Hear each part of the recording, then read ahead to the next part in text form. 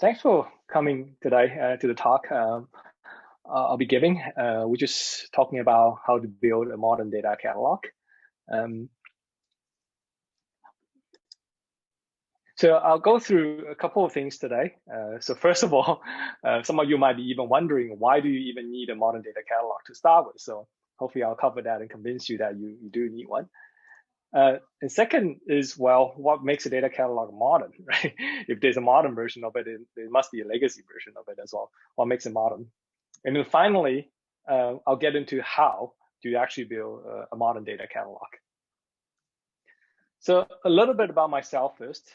So I'm the CTO of metadata, which is a new startup that my co-founder and I started about 3 months ago. And I'm also a co-creator of an open source project called DataHub. I'll talk a little bit more about that later in my talk. And prior to starting this company, I was ex-LinkedIn. I was leading a metadata team as the technical lead there. And prior to that, I was at Google. So the first question, why do we need a data catalog, whether it's modern or not? Why do you even need that to start with? So if you look at recent data trends, it's pretty obvious. Everything is more. You have more data, of course, but in the data ecosystem, you also get more complex. You have more personas playing in the data ecosystem, and the things just grow more organically. But at the same time, companies trying to take more control of their data. So I'll talk about the organic aspects of it, and this probably shouldn't come as a surprise to most of you here. The word data democratization has been touted so many times, and everything is trying to be self-serviceable now. You have everyone, citizen data scientists, everyone trying to become a data scientist will play some data role, and also the governance started being a central thing, now become very decentralized. And many of you would have probably heard of this new concept called data mesh, which is essentially encouraging these domain-specific architecture to be built, and then domain-specific product to be built, data product to be built. And then finally, of course, COVID turned everything remote, and things just start getting more and more decentralized. And not just that, the role, the sort of people that play in the data ecosystem also start diversifying quite a bit. Right? It used to be data engineers, data scientists mostly. Then you have your analysts coming in, and then there's something new called analytics engineer as well that's coming out. Of course, AI ML is getting very hot nowadays. You have plenty of AI ML practitioner engineers playing a big part in the data ecosystem. And then finally, on the business side, you have product, finance, legal, exec. All these personnel, they all have a different need from the data ecosystem. So your data ecosystem will kind of have to cater the needs of all these different kind of personnel. And I think it doesn't need a lot of explanation. This picture is probably explained this all.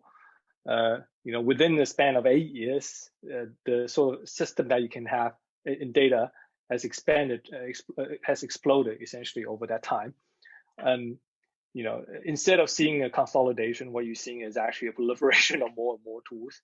The going joke is every 2 weeks, you're going to hear a new startup that's building some AI framework or DevOps tools out there. It hasn't been, the trend is just continue up to this point. And of course, we all know there's only one way the size of data is going, which is up. And then the whole transition to cloud data warehouse and cloud data lake really accelerates this.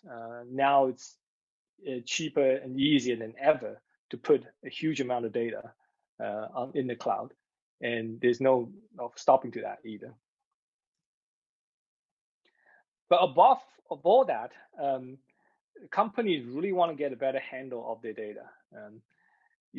These mostly 4-letter scary words, as we call them.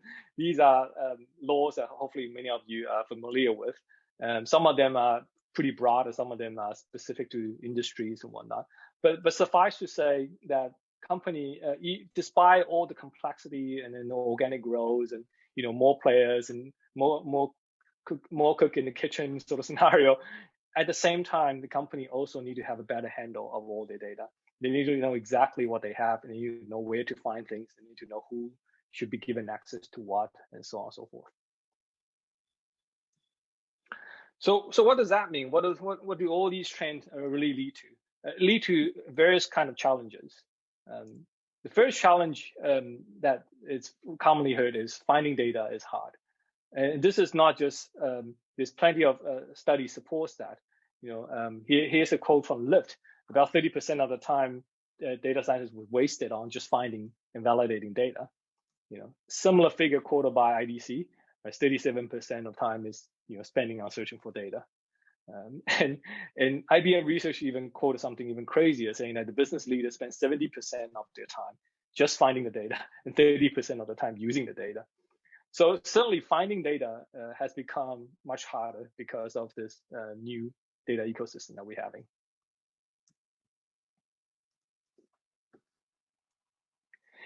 And also not just finding data is hard, trusting data also become hard, especially if you don't have all the information needed for you to make an educated decision on whether the data that you found is right or not. Things like lineage, right? If you don't have the lineage, you don't know where this data came from. You don't know whether this data is going to be available consistently.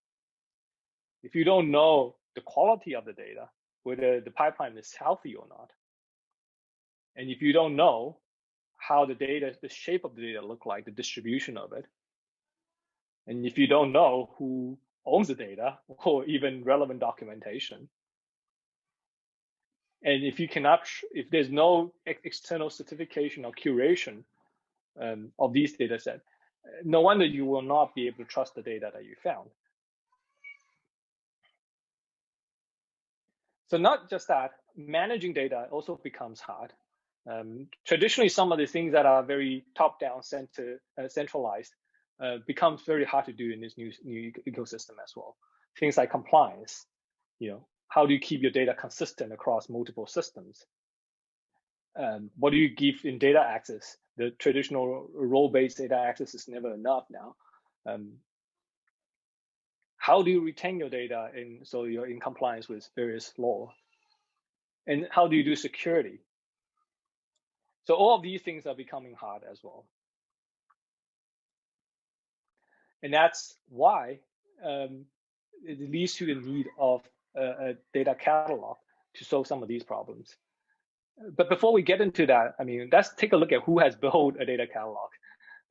Data catalog is not a new thing. It's been around for quite some time. So there has been plenty of established vendors out there. These are familiar names out there. There's some of them coming from the ETL space. And some of them are specialized in data management and whatnot. And of course, all the cloud vendor, they have put out some version of data catalog as well. But despite all that, nothing has stopped all these big data companies continue to build their own data catalog. You can see here, LinkedIn actually appears twice even. They tried 2 times to build their own data catalog. Some of the familiar names here you can probably relate to. All of these companies, despite having all these existing vendors and cloud offerings out there, they still opt to build their own modern data catalogs. So what really makes a data catalog modern? Well, there's a couple of characteristics that makes a data catalog modern. So first of all, you got to integrate with the modern data stack. And by that, I mean, the things that are, most of the big companies are sort of oriented towards now, and in the smaller companies as well, right? Cloud data warehouse, Snowflake, BigQuery, Redshift, your cloud data lakes, various streaming systems, orchestration systems, tools that people use to, do quality check, to build data models, to experiment with AI and ML, and all the popular BI tools. So for data catalog to be modern, it has to sort of work very well with all these modern data stack. And not just that, and it also need to provide this unified view of your entire data ecosystem. So just telling you where the data sits is not enough. You need to be able to tell, well, how was the metrics calculated based on the data? Where are the dashboard, and how are those dashboard connected to the metrics and data? What are the pipelines that you have running in your data ecosystems? What are the what's the data set powering the ML models? Where are the notebooks, and what data are they using? And most importantly, who are the player? Who are the people? Who are the data scientists? And who owns what in this entire data ecosystem? A modern data catalog need to provide you this entire unified view, so you can see and understand the complex data ecosystem that you have.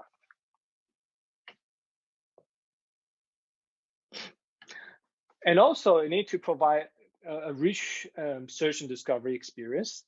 So, the stuff that I mentioned previously, data quality, end-to-end lineage, profiling, distribution, those are kind of auxiliary information that you need to provide to your user in order for them to trust the data when they find it.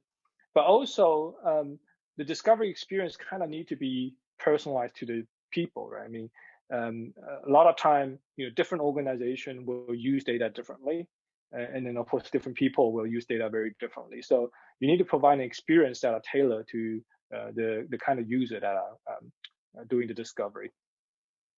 And not just that, you need to be able to allow people to search at a higher level of concepts, right? I mean, the question that people often ask are much higher level than the actual data. Things like, well, where do I find the revenue data, right? That is not the same as where do I find a table XYZ in my data warehouse, right? So how do you link these high level business concepts and then business glossary to the actual data assets that you have in your data ecosystem when you do your search and discovery? These are the features of a modern data catalog.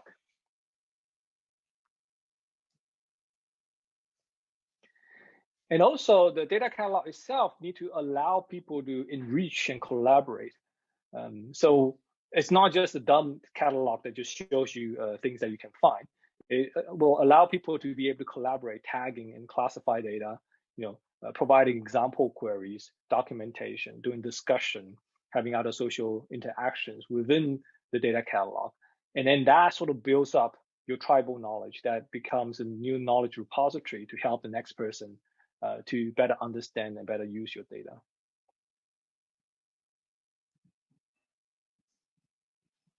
And now we finally come to the point, so how do you then build a modern data catalog, given all that?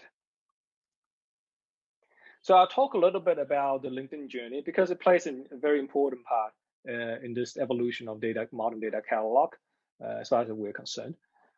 So the whole journey started in 2016.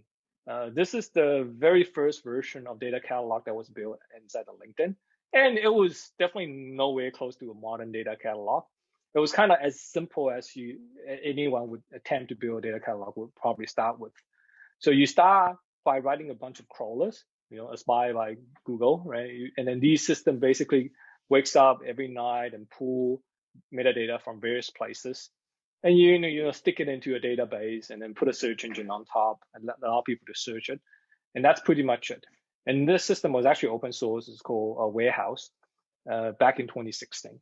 That's kind of the V1 attempt at LinkedIn. But very quickly, we realized that such a system was not enough. The reason behind that is actually a big driving force behind that is programmatic access. The old Warehouse was designed for human consumption, but when it comes to 2017, 2018, there's a huge requirement of using the same metadata to be able to drive GDPR compliance related tasks inside of LinkedIn.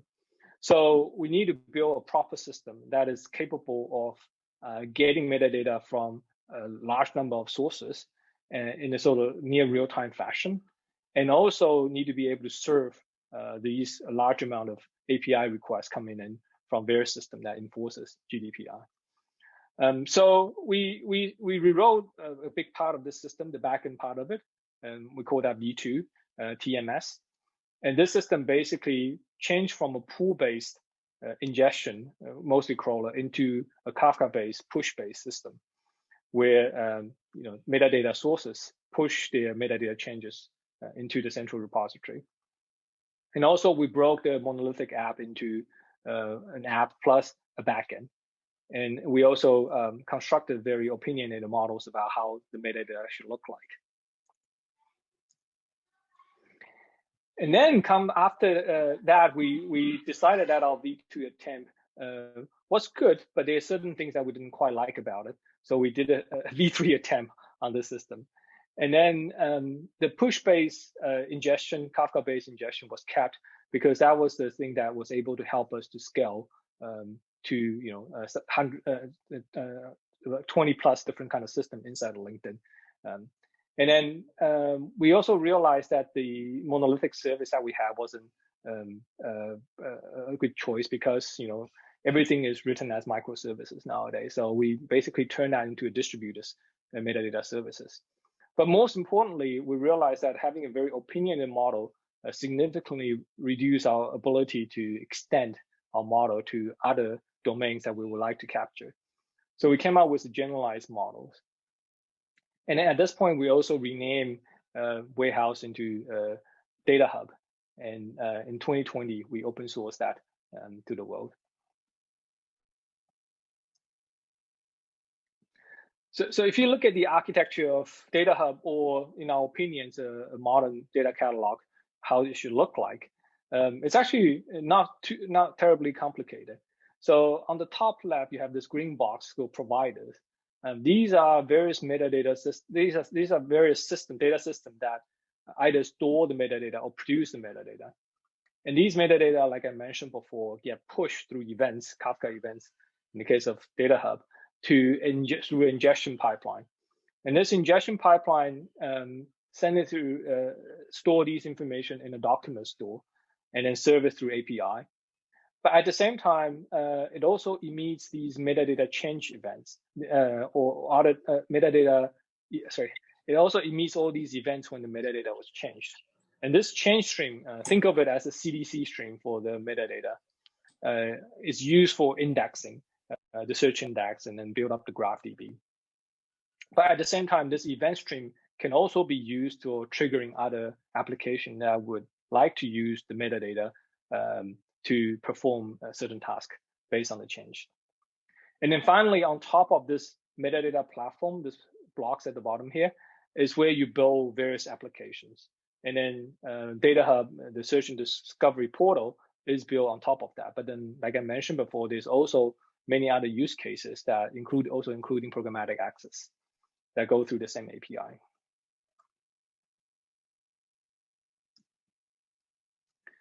So there's a few interesting things about this metadata platform. So first of all, like I mentioned, it has to be scalable. And then, so that means you have to have a stack that resembles kind of a web scale stack, and which means you have to have distributed storage, indexing, and serving. And then, really good uptimes. And you also want to be able to allow this metadata modeling to be decentralized. So various teams can go and provide their own metadata models, so they are able to capture additional metadata if they choose to. Now, of course, it has to be queryable through a rich array of interfaces. The typical key value, of course, that's a given. But you also want to be able to do distributed joins, full text search, and graph traversal, and so on. And also, this is not a read-only aggregator. You want to allow people to be able to enrich the metadata through the API directly, not always going through the event stream. And also allow collaborative edits through the UIs, and human curation of specific kind of metadata that cannot be found anywhere in your system. And then finally, all of these things need to be linked together in a real-time fashion. So you want to have this stream-based ingestion, so you can ingest the metadata as soon as they're changed. And also, like I mentioned, the whole system is event-driven. You want to be able to drive downstream application based off the events that you trigger when the metadata is changed.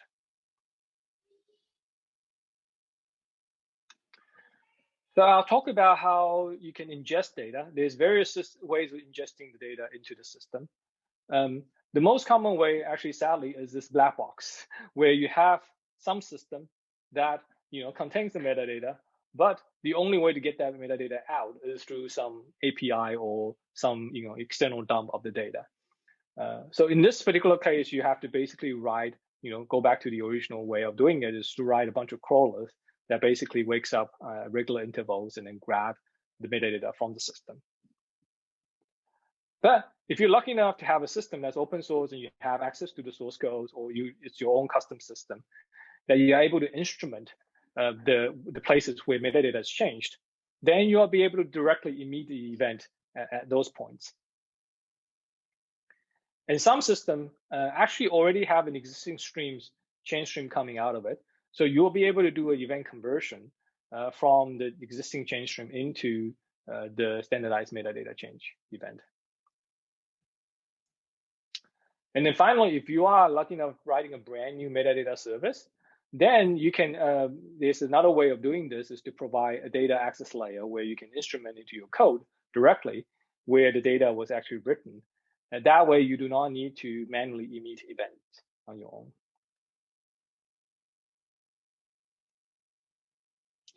And then also what we discover is a lot of time these so-called metadata actually resides in just Git repository. Right? These are config files or metrics definitions or AI models and whatnot that are just directly written into Git.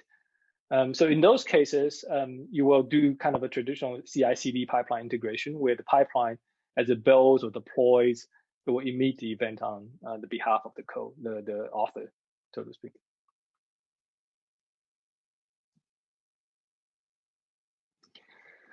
And this is actually another sort of a cornerstone feature of DataHub or any modern data catalog, in my opinion, is to be able to have this flexible, extendable model. So in the case of DataHub, we use this fairly simple graph-like model where you have nodes, these green circles, to represent various entities that you care about inside your data ecosystem. Data sets, user, groups, metrics, dashboard, and whatnot. And you also have these edges connecting these entities that are essentially relationship between these entities. Someone created a data set, or someone owns this data set, or this data set is used by that data set as an upstream, and so on and so forth. And finally, you have these so-called documents that are attached to the entities. These are the raw metadata, and this is the part where it makes it extendable, because you can easily define additional type of documents or metadata that you can customize and attach to various different kind of entities. This allows the user to keep extending the type of metadata it would like to capture in the system.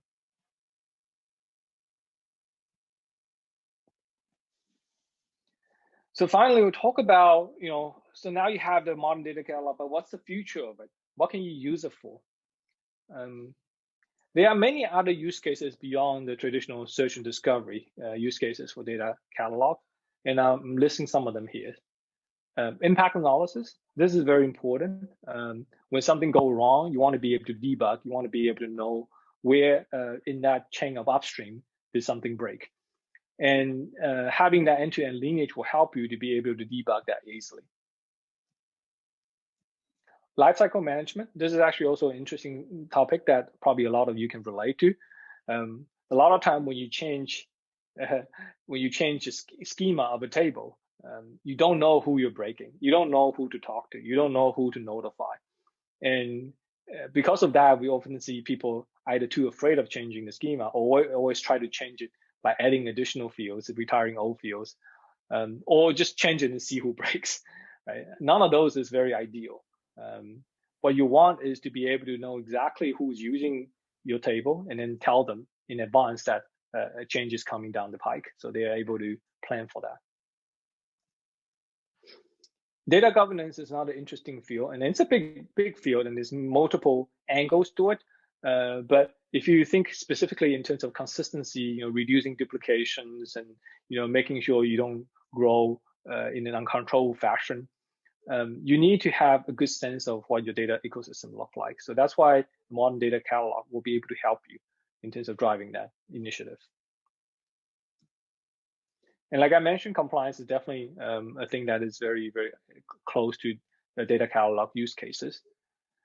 And then also not just that, we start seeing cases, and this happens inside LinkedIn as well, where data pipeline, doing data integration, copying data, migrating data and whatnot, would like to also use the same metadata to be able to perform some of its tasks, whether it's understanding what breaks or making sure that you're not copying PI data accidentally and so on. And cost management is another case where it's get very, very complicated to understand exactly how something is costing the system. Think of it as, how do I know if a data set, storing this data set is really of value to the company, right? Who is using it? What are the systems that are driving off this? And to be able to make that educated decision on whether you need to turn off something, deprecate something, you need to have that full pictures of your data ecosystem. And finally, this is also a new area where integrating data catalog with operational metadata opens up the door for data engineer to go in and figure out whether the data ecosystem is humming along nicely, and then also have a bird's eye view of, okay, how much data is being used where, and then how much resource is being used. Okay, finally, it's a little plug from my company, Metaphor. We are building a modern data catalog in the cloud, if you haven't figured that out already. And we are hiring. We're hiring engineers, especially engineers with good data infrastructure background. So, if you're interested in talking more about modern data catalog or interested in finding out more, please contact me through these means. That's all. Thank you. Thanks, Mars. Guess we'll open up to questions. Sure.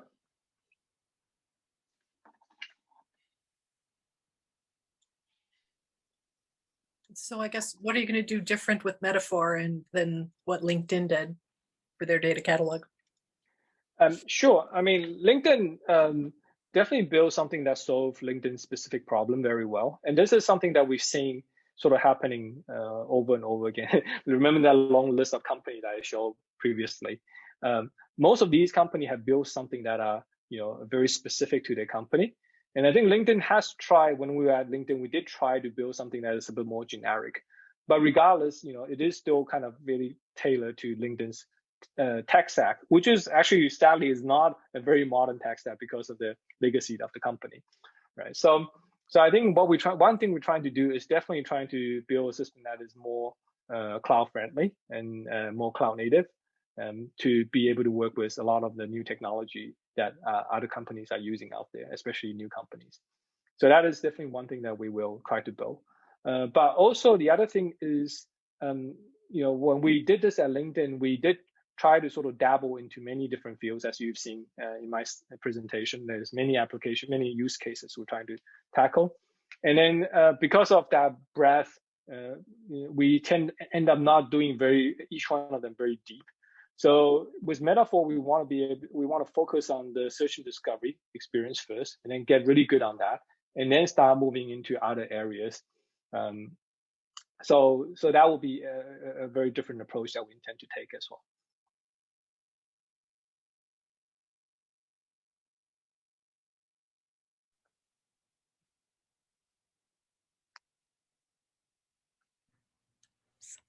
So are you thinking of hitting all the major cloud providers, or focusing in and leveraging some very specific ones like AWS only, or try to be as agnostic as possible?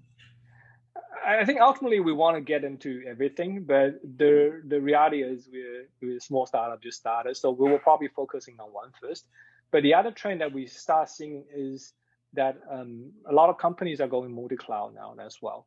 So definitely we would love to support that over time as well. And then, if we're providing this as a SaaS, ultimately it kind of doesn't matter where the system sits, as long as it's able to connect to other systems. And then one thing nice about metadata is that the amount of data is generally a lot lower, magnitude or lower compared to the actual data. So the cost of transferring things across cloud is generally acceptable in those cases. So you don't need to have a cloud native solution sitting inside that particular cloud in order to support those systems. Thank you.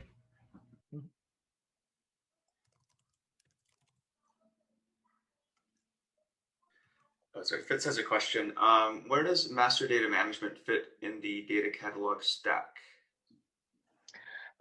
It's actually a very good question, and this is something that we start seeing more and more as well. This is kind of similar to the sort of high-level concepts that we're talking about, where company wanted to standardize on these glossary or master data, but at the same time they want to use those as the way, sort of the language when they do search and discovery, not the lowest level, especially when it's come to business persons, right? So in our opinions, I think this is a very important part of it. Whether the catalog should be the source of truth or master metadata, that's a separate conversation. And I have my opinion on not taking that route, but having that, importing that information, importing the data catalog, and having that being treated as a first class concept inside the data catalog, in my opinion, is a very important thing for modern data catalog. Fitz, did I answer your question? Thanks. Cool. Other questions on chat?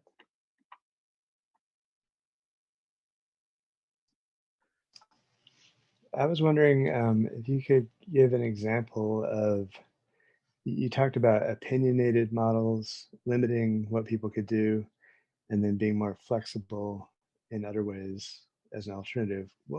What's an example of that? Sure. I think I sort of glossed through that through my presentation, so thanks for bringing that up. One thing that we're seeing happening a lot with a lot of these catalog or metadata system out there is where they're attempting to standardize things, which is great, but it's also hard because every company is different, right? And then you can probably do a good job for 80% of the things out there trying to standardize it, but there's always that 10-20% where every company will say, hey, sorry, I do this differently. Or every tool will say, no, I don't want to. So when we did this, when we attempt this at LinkedIn, when we had this sort of opinionated model, what we discovered is we end up being very leaky, right? Essentially, you basically take kind of the lowest common denominator, essentially say, well, what works for everybody, which is great, but then your value is severely limited because of that. And then the overhead of integrating with system is kind of a constant thing for most systems, right? So you have to integrate one way or the other. So grabbing a little bit of data that is standardized versus grabbing a whole lot of rich data that is not as customized, the overhead is about the same. So it is better to have a system where, yes, you will have some standardized opinionated metadata model, right? You kind of have to know, kind of have to define what a data set is, right? What a metrics is. You kind of have to have those concepts nailed down. But the guts of it, I mean, you want to be able to allow, individual systems or people to come in and say, hey, look, I want to capture a rich amount of metadata. I want to be able to create my own model and emit those models to you, and then just store it for me and serve it for me. Okay. So I hope that sort of explained that to you. Thank you.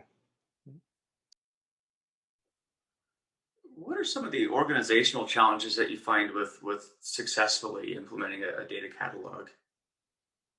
So I think one of the things that is almost critical is automation, right? A lot of old school data catalog, will allow you to do this sort of import, but then afterwards you have to kind of throw a lot of humans on it, trying to maintain it over time and all that. That sort of system really never really works, right? Or it works, or I think it works, but it's really deviating from the truth very, very quickly. So what we discovered is that you need to have these automated integration. That's kind of a given. You have to be able to pull in all these metadata automatically. But on top of that, of course, it will always be human curated information. And that is where the value add comes in. So it is kind of a process where you kind of have to automate as much as possible, but at the same time, try to also fit this into, the sort of the typical development workflow, right? If someone's, writing comments as they create table or as they write DBT scripts and whatnot, then you want those things stays in there, but being able to extract those and then display it at a different place automatically. So you don't have to ask people to come to another place to basically do all these manual work.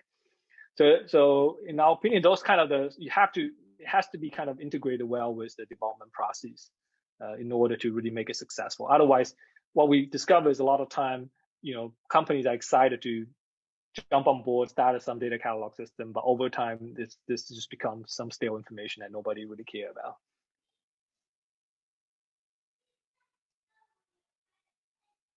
I guess to follow on that, do you have any suggestions for, I guess, naming convention or tagging best practices? I will not attempt to answer any question about naming, because naming is always the hardest thing. And I think every company, of course, does it very differently. But in terms of tagging, this is actually also an interesting field. And then, our experience at LinkedIn can probably shed some lights here as well.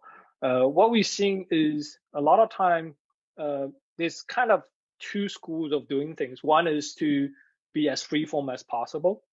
So you kind of, allow people to put all sorts of different tagging texts, essentially, kind of like the Gmail thing. You just add a label and then just do everything there. And of course, that is the ultimate, the most flexible system. But trying to standardize this is never going to work out well. And so on the other hand, you can have some sort of taxonomy where people basically pick from and then say, hey, look, you're only allowed to pick from these things and then pick the right ones and so on. So by doing that, of course, you being able to control how the taxonomy grows and all that. But the problem, the challenge there is, as the taxonomy grows to a certain level, it becomes unmanageable again, because how would you know out of the hundreds things that you can choose from, which one is the right thing to choose? And how do you ensure that when you add additional things to the taxonomy, it's not really a duplication of what's already in there as well? So it's kind of a trade-off, and what we sort of at LinkedIn, we sort of settle with something that is a limited, confined, and very restrictive taxonomy, and then that way we can make sure that the mental overload on people is not too much, but at the same time you're able to get good enough structured information out of it as well. I could see something like a rigid taxonomy being extremely useful for organizing medical or scientific and lab information, usually because those have rigid data hierarchies inherent to their processes. Yes, certainly. And then hopefully those are very well defined already, so people don't have to learn yet another taxonomy. But that's one of those things that are very company specific. So if your system is very rigid and doesn't allow people to easily define their own taxonomy, then it becomes useless to these industries. I do have a question, and it's not a dumb question. I don't mean to stop you. You guys handle Excel files? Do we handle Excel files? Yeah. I mean, do you mean like DataHub at LinkedIn or? Yeah, with DataHub, allow companies to register just random Excel files that they use. So the way it does it is really just store it on cloud storage, right? So you could essentially say, hey, look, here's a file sitting on S3, here's the path, here's the schema. So that is possible. Although of course, it's generally not encouraged, of course, because Excel it's a very slippery slope to go down. But it is obviously still being used widely in the companies as well. So yeah, I mean, it is possible to do something like that. Yeah. A couple questions here. Fitz asks, have you encountered problems around conforming different metadata sources? I think this is kind of the standardization part of it. That is the place where you kind of have to strike a fine balance as well. There's certain things, of course, if you don't standardize it, it becomes kind of useless. So you want to standardize it. For example, if you say, hey, I want to be able to capture ownership information across various different things, then that has to be somewhat standardized. Otherwise, whoever consumed that API will will have to basically do very specific have to have very specific logic in order to make use different kind of information. But at the same time, you don't want to be so narrow scope such that you're going to lose all these rich metadata information from these different systems, right? So the way we generally try to strike that balance is to have the core standardized metadata, and then say, well, we know this is going to work for majority of the system out there, so go and fill it out. But at the same time, we want to allow system specific metadata, right? So for example, if you say, hey, look, I'm doing Snowflake, but it's something that's very specific to Snowflake. I know it's not useful for other systems, but I still want to capture it. You want to allow that to happen, right? You want to allow people to have those additional metadata that captures specifically for the system for specific use case and whatnot. Like I said, once again, trying to just set up that initial integration is an overhead. So once you set it up, you want to be able to keep capturing more and more information rather than just limit yourself to a set of very narrow scope standardized metadata. Thanks. Nate asks, have you seen issues with the metadata stored in DataHub getting out of sync with the corresponding external data / metadata? So I think that is, of course, can happen if your pipeline is broken. That anything can happen there. But that is the reason why we use data stream as a way of getting Kafka stream as a way of getting data into the metadata system, because of its near real time nature of it, and then also because if something goes wrong, you can always with a change log, you can always go back in time and then try to pick up things from a previous point to keep in sync.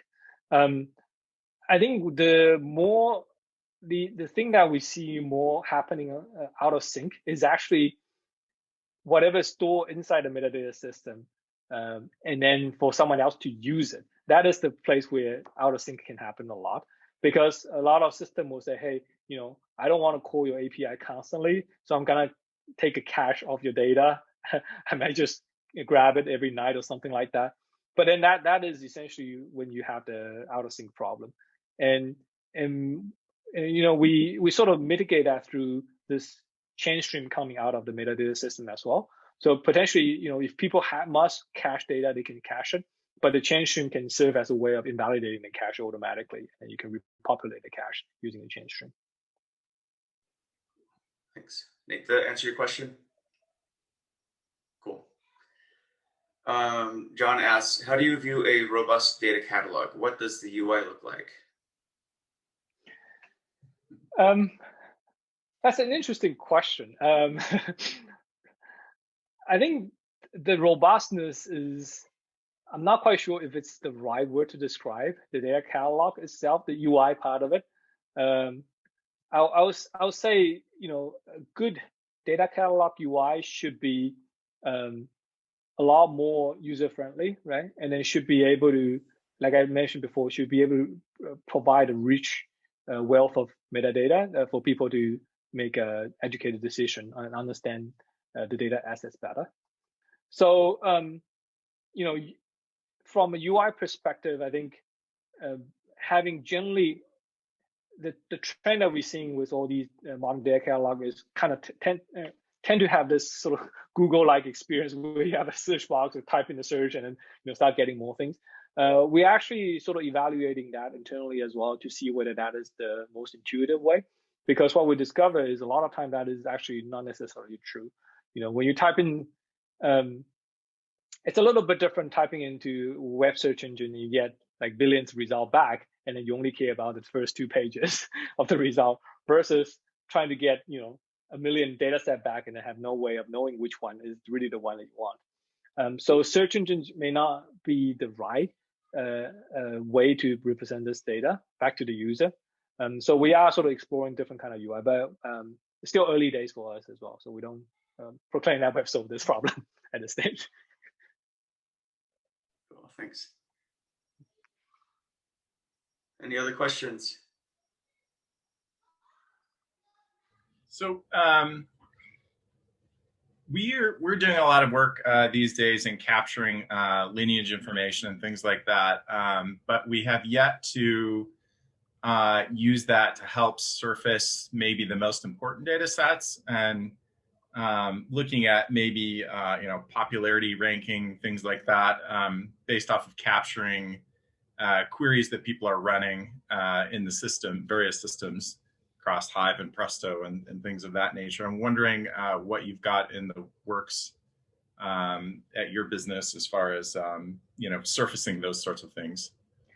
Yeah, I think we have attempted something similar to that line. I think based on usage and based on other heuristic, trying to rank the data set. I mean, lineage is not something that we have used yet, and then it's actually an interesting thing whether lineage really kind of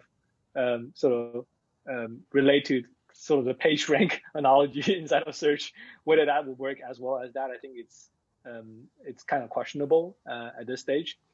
But I think the ranking problem is a little bit more nuanced as well, in the sense that a lot of time, people are searching with the context, whether it's their job role, whether it's the organization and all that. And that is a lot of times actually more powerful in terms of ranking things than the absolute metrics, such as, okay, this data set is being used or being queried a lot, so it must be more important than the other. A lot of time, people will say, well, I mean, my team mostly use this, and then being able to know what are the most used data set by my team sometimes is more useful than knowing what's mostly used by the company. And we have tried to attempt something like that before, and then it gives some interesting result where people can say, hey, look, maybe you can do some sort of clustering algorithm where you say, hey, look, these people tend to use things that are sort of more clustered, and then try to surface those up to the user.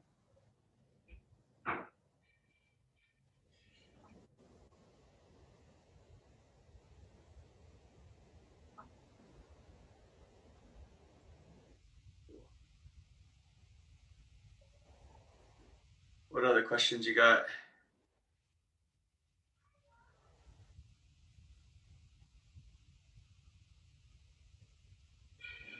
How, since the floor is open, how are you dealing with changing schemas and things of that nature?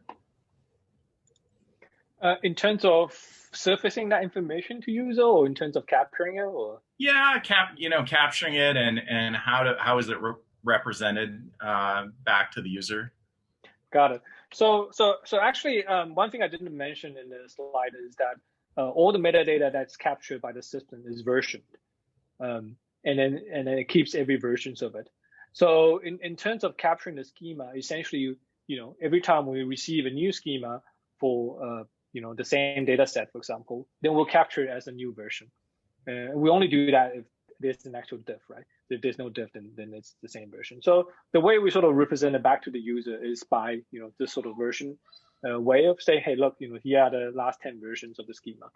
One problem with that is if you do not get the schema in, and then if you have a system that has very fast changing schema, right? And if you're not able to pull that schema very quickly, it might be a little bit counterproductive to present that to the user, because the user might think, oh, there's only 5 versions of it, but in reality, it has evolved many more times. And when for that sort of system, generally we recommend having the direct CDC stream coming out of it, right? Trying to be able to capture that metadata at the source, rather than doing this sort of the crawler-based approach once a night, once an hour, or something like that. So that way you get the most up-to-date versions of all the schemas.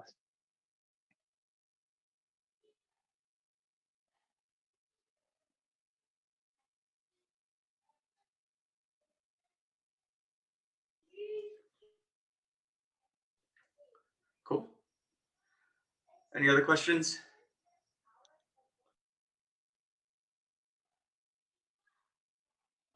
Awesome. Well, Mars, thank you very much. This is great. Already getting some comments. This is like one of people's favorite meetups so far. So thanks for all the great questions, by the way. Yeah, that's very helpful. Awesome.